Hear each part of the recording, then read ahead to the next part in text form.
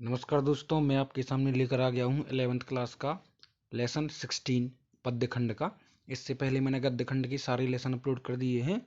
देखिए, पाठ का नाम है चंपा काली काले अक्षर नहीं चीनती। अगर आप एक दो बार वीडियो को देख लेंगे अच्छे से तो आपको याद करने की बिल्कुल भी ज़रूरत नहीं रहेगी। बहुत ही सही और सटीक आंसर मैं आपको बताऊँगा। ठीक है, पाठ के रचयिता हैं त्रिलोचन दास। ठीक है, त्रिलोचन जी। ठीक है, पहला प्रश्न हम चलते हैं सीधे पहले प्रश्न पर। पहला प्रश्न आपसे पूछा गया है कि चंपा ने ऐसा क्यों कहा है कि कलकत्ता पर वज्र गिरे। तो सुनिए ध्यान से। चंपा एक लड़की है जो ग्रामीण परिवेश में रहती है, उसे पढ़ाई लिखाई से कुछ लेना देना नहीं है। ठीक है, और जो पढ़ाई लिखाई करते हैं तो वो ये सोचती है कि पढ़ाई लिखाई करने वाले लोग चतुर चंट बन जाते हैं, चालाक बन जाते हैं, है ना। और महिलाओं को पढ़ाई लिखाई करने का बिल्कुल भी अधिकार नहीं है। वो तो केवल घर गृहस्थी में ही जो है अपना जीवन बताती हैं और संभालती हैं। ठीक है, तो मतलब पूरी आंसर जो हैं सभी प्रश्नों के एक ही आधार पर चलते हैं, बस आपको ध्यान से सुनना है। इसमें कोई भी कुछ डिफिकल्टी नहीं है। ठीक है, पहला प्रश्न है कि चंपा ने ऐसा क्यों कहा कि कलकत्ता पर वज्र गिरी। तो सुनिए ध्यान से कि चंपा ने ऐसा इसलिए कहा है कि चंपा यद्यपि पढ़ी लिखी नहीं है। देखिए, अगर क्वेश्चन बड़ा है आंसर तो इससे ये जरूरी नहीं है कि आप ऐसा ही लिखें। ठीक है, आप समझ जाएंगे तो अपने हिसाब से भी लिख सकते हैं। यद्यपि चंपा पढ़ी लिखी नहीं है, फिर भी उसके मन में भविष्य के प्रति आशंका उत्पन्न हो जाती है। वो पढ़ी लिखी नहीं है, फिर भी उसके अपने भविष्य की चिंता है ना। आर्थिक तंगी के कारण ग्रामीण क्षेत्रों से नगरों की ओर काम धंधे की तलाश में बड़ी मात्रा में लोग पलायन होते हैं। ठीक है, और वहां से शोक व्यवस्था के शिकार बनते हैं। कवि द्वारा यह कहना कि उसके पति थोड़े समय तक साथ रहेंगे फिर कलकत्ता चले जाएंगे। कब? शादी के बाद, उसके विवाह के बाद उसके पति थोड़े समय तक रहेंगे और उसके बाद वह काम करने के लिए कलकत्ता चले जाएंगे। इसके कारण वह घर टूटने की आशंका से भयभीत हो जाती है ना, कि मेरे पति वहां चले जाएंगे तो मेरा घर जो है टूट जाएगा। और कलकत्ता पर वज्र गिरने की कामना करती है कि भैया ऐसी कलकत्ता पर तो क्या गिरे, वज्र गिरे। ठीक है, जो घर तोड़ने का काम करता है ना। आई होप कि आपको ये समझ में आ गया होगा। अब हम चलते हैं नेक्स्ट क्वेश्चन पर। देखिए, दूसरा प्रश्न है आपका कि चंपा को इस पर क्यों विश्वास नहीं होता कि गांधी बाबा ने पढ़ने लिखने की बात कही होगी। ठीक है, अब मेन सुन लीजिए। क्या है कि चंपा ये जानती थी कि गांधी बाबा जो है एक समझदार व्यक्ति हैं, और समझदार व्यक्ति कभी पढ़ाई लिखाई की बात नहीं करेगा, क्योंकि पढ़ाई लिखाई करना गलत बात है।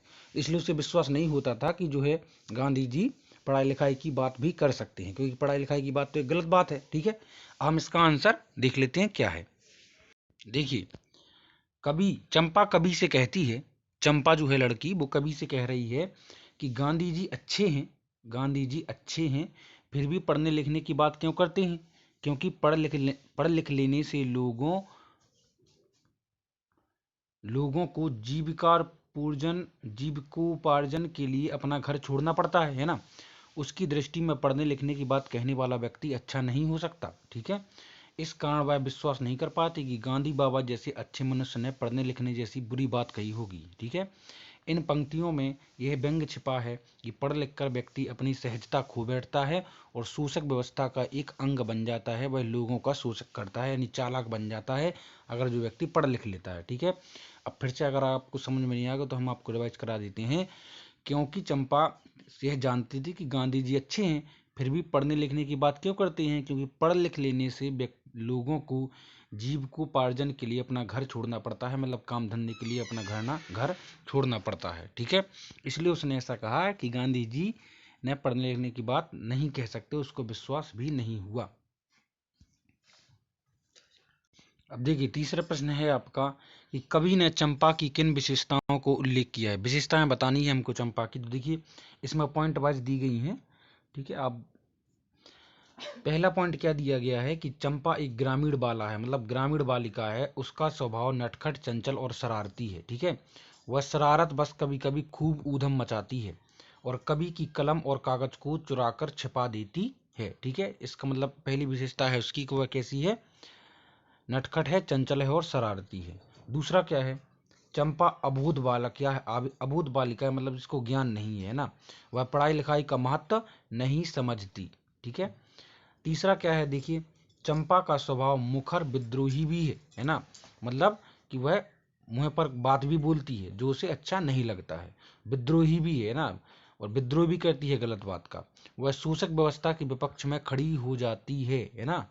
अब तीसरा क्या दिया गया है आपको, देखिए तीसरा बोला गया है आपसे, फोर्थ बोला गया है आपसे कि कवि के समझाने पर वह पढ़ना लिखना नहीं चाहती और अपने मन की बात को बिना छुपाए मुंह पर कह देती है, क्योंकि वह मुखर है, क्योंकि वह स्पष्ट वक्ता भी है। पांचवा है कि चंपा में परिवार के साथ मिलकर रहने की भावना है, वह परिवार को तोड़ना नहीं चाहती। ठीक है, बहुत इजी है ना। अब हम चलते हैं अगले प्रश्न पर। अगला प्रश्न क्या है आपका कि आपके विचार में चंपा ने ऐसा क्यों कहा होगा कि मैं तो नहीं पढ़ूंगी। ठीक है, तो मेन इसका उत्तर ये है कि देखो, आपको पता है कि चंपा को ये पता है कि पढ़ लिख जाने से व्यक्ति कैसा बन जाता है, शोषक का अंग बन जाता है, शोषक समाज का। ठीक है, वो लोगों पे शोषण करता है क्योंकि वो चालाक बन जाता है, और बिना पढ़े लिखे लोग भोले और अच्छे होते हैं। ठीक है, देखिए इसका उत्तर हम देख लेते हैं क्या है।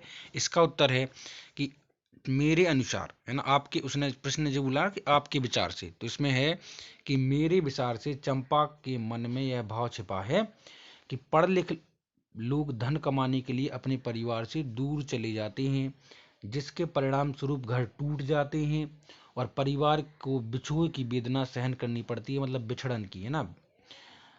वह मानती है कि पढ़ने लिखने वाले लोग शोषक व्यवस्था का अंग बन जाते हैं, क्योंकि वह पढ़ाई लिखाई का महत्व नहीं जानती। अतः इस कारण चंपा ने ऐसा कहा कि भैया मैं तो बिल्कुल नहीं पढ़ूंगी लिखूंगी। ठीक है, अब हम चलते हैं अगले प्रश्न पर।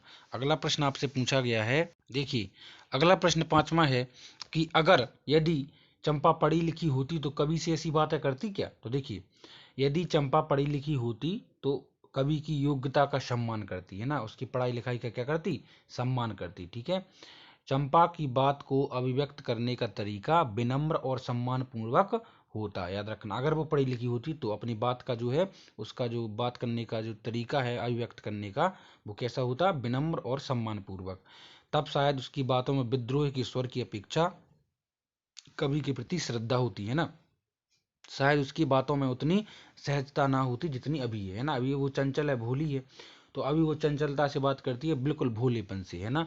लेकिन अगर वो पढ़ी लिखी होती तो उसकी बात में उतनी सहजता नहीं होती, याद रखना, है ना। और वो ऐसी बात भी नहीं करती ना, वो कवि की पढ़ाई लिखाई का और कवि का सम्मान पूर्वक सम्मान करती, वो इस बात को सहजता से उठाती। ठीक है, मतलब अभिव्यक्त करने की बात को विनम्रता पूर्वक सम्मान पूर्वक होता है उसका, है ना।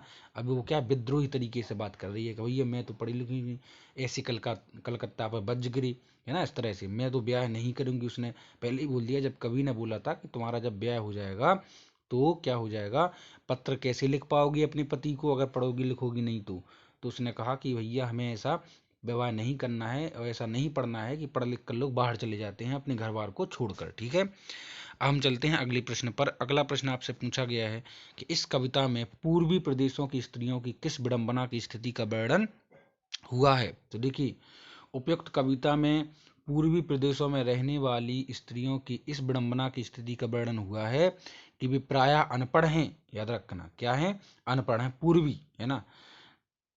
उनके पतियों को रोजगार की तलाश में दूर शहरों में जाना पड़ता है। उनकी निरक्षरता के कारण उन्हें पति के वियोग के साथ संदेश भेजना और पढ़ना दोनों की व्यवस्था को झेलना पड़ता है, मतलब अनपढ़, है ना, स्त्रियों को। कई बार तो उन्हें अपने परिवारजनों के बहुत लंबे समय तक कोई सूचना नहीं मिलती है और वे केवल अनुमान के बल पर अपना समय व्यतीत करती हैं। उनका जीवन प्रायः अकेलेपन की त्रासदी से गुजरता है, याद रखना, है ना। तो सुनो, फिर से आपको समझा देता हूँ क्या है इसमें कि जो पूर्वी स्त्रियां हैं उनको जो क्या है, निरक्षरता की स्थिति से गुजरना पड़ता है। उनके पति जो हैं बाहर चले जाते हैं काम धाम के लिए, तो वहाँ से पत्र भेजते हैं। अगर ये पढ़ी लिखी नहीं होती हैं तो ये पत्र का जवाब भी नहीं दे पाती, वो केवल उनके इंतजार में और उनके अनुमान से कि भैया वो ठीक होंगे और हम यहाँ ठीक हैं, इस तरह से उनको झेलना पड़ता है, जुदाई झेलनी पड़ती है ना, बिछड़न। अब हम चलते हैं अगले प्रश्न पर। अगला प्रश्न आपसे कहा गया है कि संदेश ग्रहण करने और उसे भेजने में असमर्थ होने पर एक अनपढ़ लड़की की किस वेदना और विपत्ति को भोगना पड़ता है, अपनी कल्पना से लिखिए। अगर आप एक पढ़े लिखे नहीं है, कोई भी लड़की अगर पढ़ी लिखी नहीं है तो उसको किस वेदना यानी विपत्ति से गुजरना पड़ेगा। आप देखिए, अनपढ़ लड़की को मानसिक त्रासदी झेलना पड़ता है, मानसिक, है ना, मेंटली।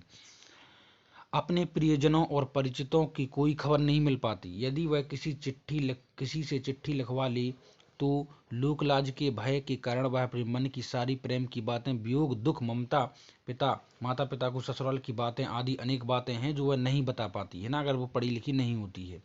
इसी कारण उसका मन बातों में, उसकी मन की बातें मन में ही रह जाती हैं। वो अपनी मन की बातें किसी से नहीं बोल सकती। अगर वो पढ़ी लिखी होती तो पत्र के माध्यम से अपने माता पिता को ससुराल की बातें भेज भी सकती थी, है ना। अपने पति से, अगर पति बाहर गया है तो वहां से ही पत्र का आदान प्रदान करवा सकती थी। उसको दूसरों पर आश्रित होना पड़ता है पत्र लिखवाने और पत्र को पढ़ने के लिए, ठीक है। और क्या कहा गया है कि इस प्रकार संदेश ग्रहण करने और भेजने में असमर्थ होने पर एक अनपढ़ लड़की की विरह वेदना, अकेलेपन की पीड़ा, प्रेम की अभिव्यक्त करना कर पाने की व्यवस्था और लोक लाज की विपत्ति को भोगना पड़ता है। आई होप कि आपको समझ में आया होगा। वीडियो को लाइक और चैनल सब्सक्राइब जरूर कर दें, शेयर भी करें। मिलते हैं अगली वीडियो में। Take care, bye bye.